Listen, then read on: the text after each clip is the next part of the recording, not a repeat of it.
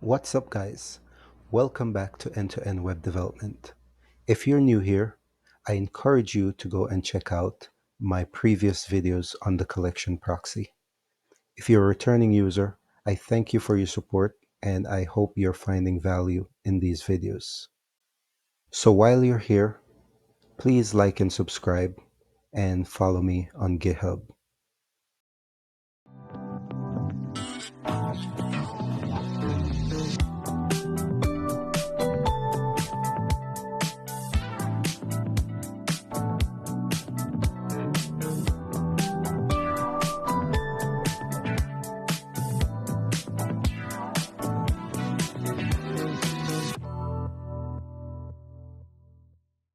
In this lesson, I'm going to be covering the collection proxy and moving from emulators into Firestore. We're going to create our first Firebase project so we can connect our app to Firestore. So let's get started by first creating some UI elements to support our demo.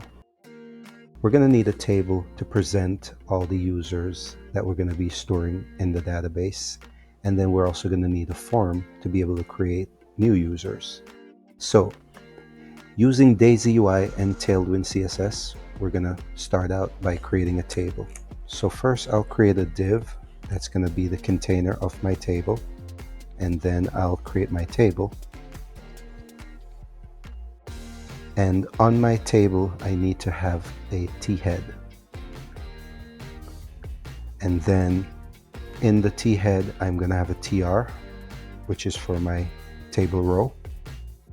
And then I need two columns in here. And this table is going to represent a user. So we're going to have a first name and a last name. So let's go ahead and create two ths. So this one is for the first name. And we're just going to create another one for our last name.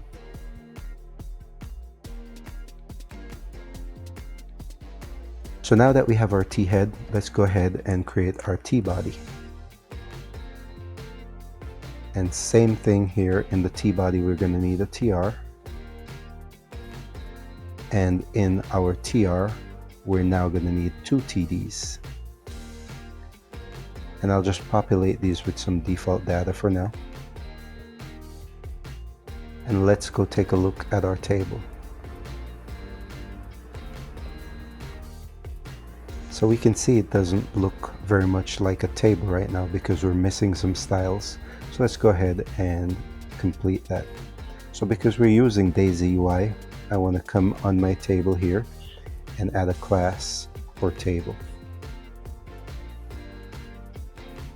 Then I want to come to my table container and add another class. And for this, I want to add a border around my table. And I want that border to be rounded. All right, so let's go take a look. We can see now we have a nicely styled table. So now that we have our table, let's go ahead and start building our form. So to do that, I'm going to start out by creating another div. For here, I want to put a label. And inside my label, I'm going to put a span.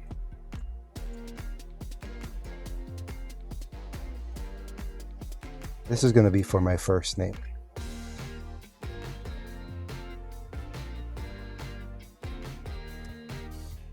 And let's go create our input element here. It's going to be of type text. And I'll set a placeholder. And this is going to be also for first name. And then we're going to go ahead and put some Daisy classes on here. And the one that we're going to be using is for input. So that's it for my first name. So let me just copy this down and create a last name.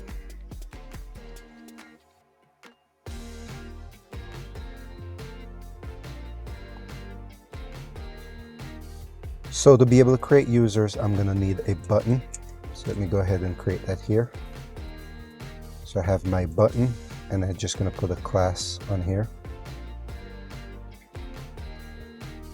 So let's do a green button, so we can do a button success.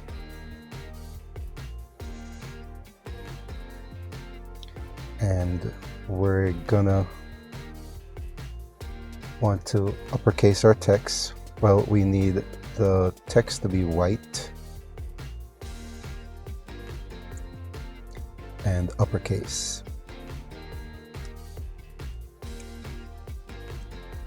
And we just want to call this create. Let's go take a look at that.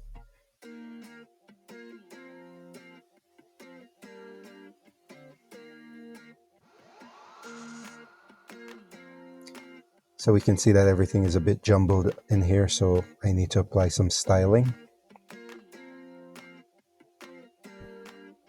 So let's go on our div here, and we'll set a class for flex and make this a column.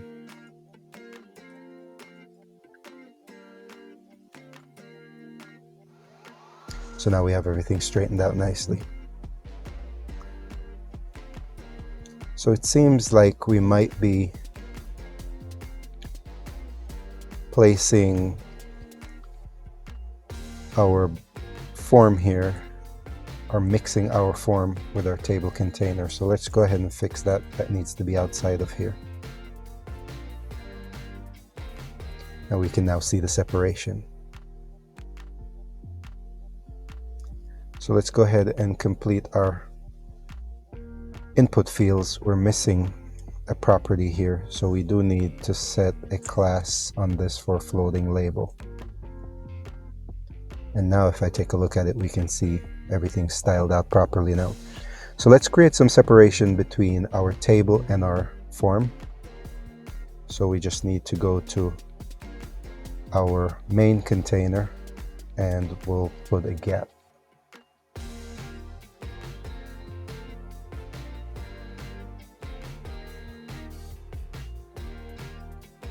So we can see we have some good separation here. Let's do the same thing for our form, where we have our button separated from our input. So the container for our form is a flex laid out as column. So I just want to go and put a gap on that, and we'll space it out by 3. And we can see we get that spacing. All right, so we now have a form that we can use to start adding users to the table. So the user that we're seeing here, it's just a default user. It's not real data.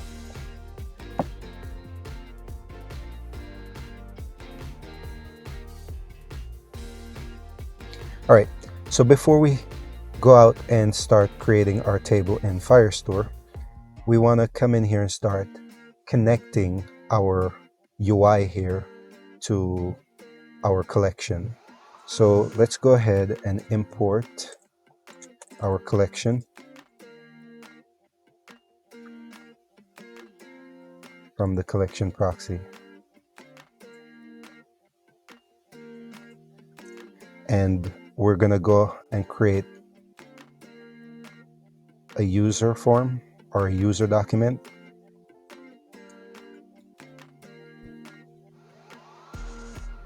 We're going to set that to a collection. We got to call set collection name, and we want to write this into the users collection. So again, because we're in Vue and we want to have reactivity, we're going to set our data to a reactive object. So let's go ahead and pull in reactive from Vue.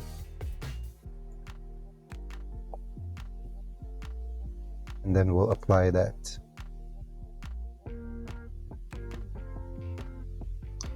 So we have our user document. We also need a collection of users. So I want to create another proxy, which is going to be for our users collection. And we're setting that to the collection of users. And we also want to set our initial data to a reactive array. So let's go ahead and start connecting all this together. So on my table, where I'm rendering the rows, I want to start accessing data from our users collection. So we're going to go ahead and use a v-for for this.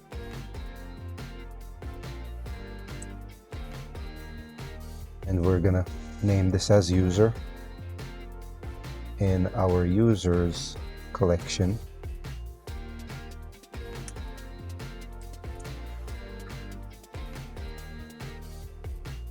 And we're going to call for get data, which is going to return us an array. So let's go ahead and also bind the key on here. And we're going to set that equal to the user ID. So now that we are iterating through our list of users, we want to represent each user in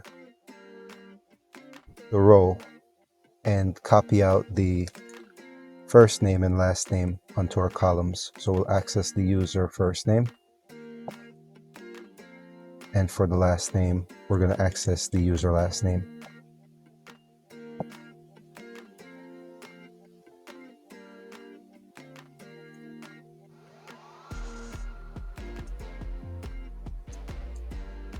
All right, so that should get us set up with rendering the users that we're capturing in the database into our table.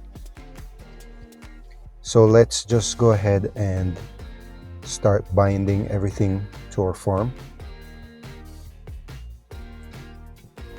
So on our form, we want to access the user document and store that in our value.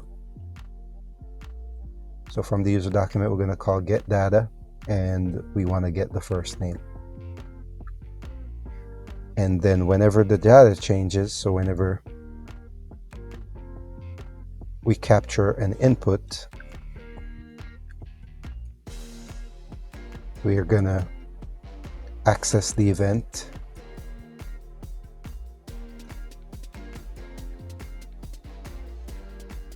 and we're going to call the user document that set data, and we're going to set the first name to the eTarget value.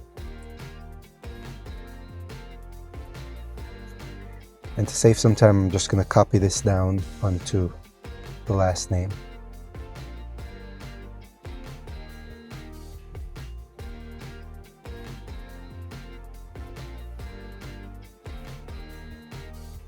Just need to go ahead and switch this to last name. That's good. So let's go take a look again. And we can see nothing really changes. Let me open our console, and we're not seeing any logs or anything happening. So when we fill out our form and collect our user first and last name, we need to be able to send that to the database to be created. So whenever we click on our button, we want to make a call to the database. So I'm going to put a click handler.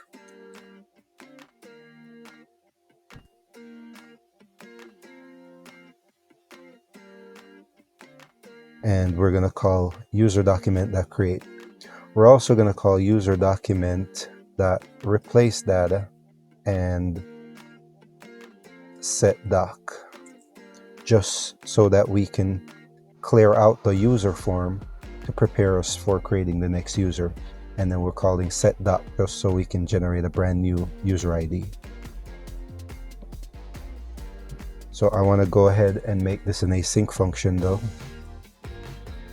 And then we want to await the creation.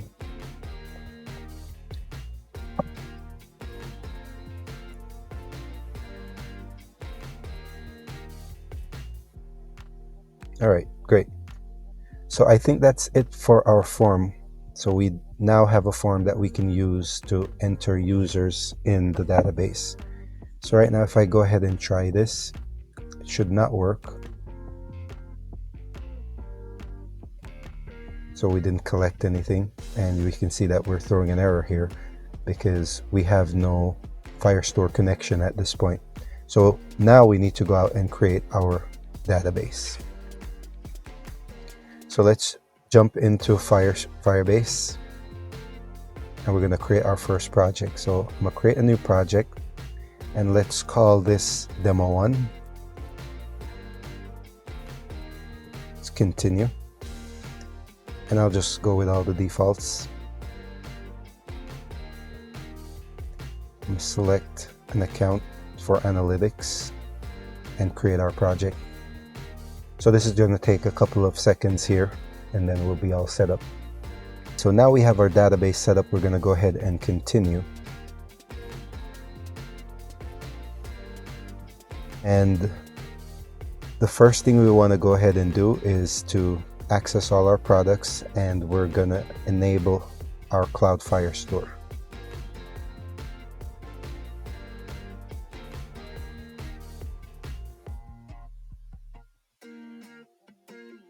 So let's go ahead and create our database, and we're going to set it for default.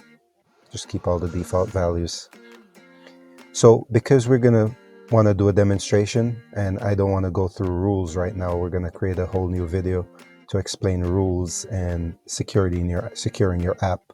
So I'm just going to start in test mode so I don't have to deal with rules, and just hit create.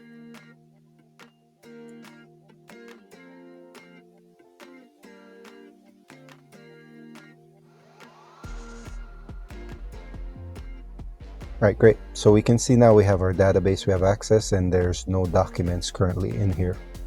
So the next thing I want to do is go and access my project settings so that we can capture the information that we're going to need to apply to our configuration to be able to connect to the database.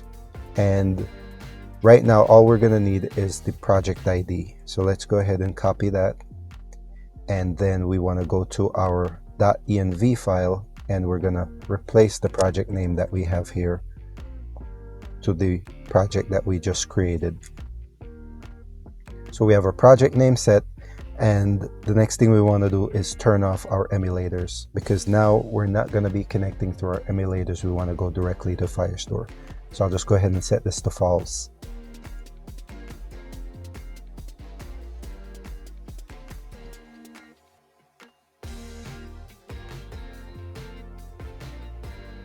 And that should be it. So let's go ahead and perform a refresh here. See, our console is clear, and we'll go out and create our first user. So if I hit create, it seems like it wrote, but I didn't capture any user in my database. So let's go take a look to see if we're creating. If I access my Firestore, I can see that we did successfully create that document. We can see that we entered Jane Doe. So what's happening here is that we're not reading in the data.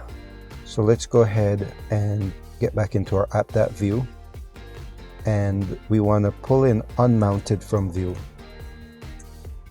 So whenever our app starts up,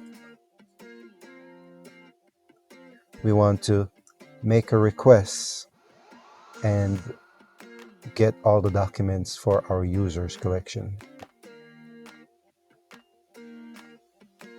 So we're going to call get documents, and that's going to go out and pull in all those documents for us. So let's go ahead and take a look. We can see that Jane Doe is coming in. So let me perform a quick refresh just to reiterate on that, and there we have it. So from this point on, we're now set up with our production Firestore.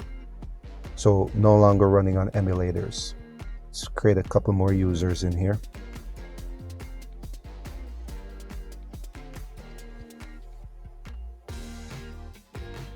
Okay.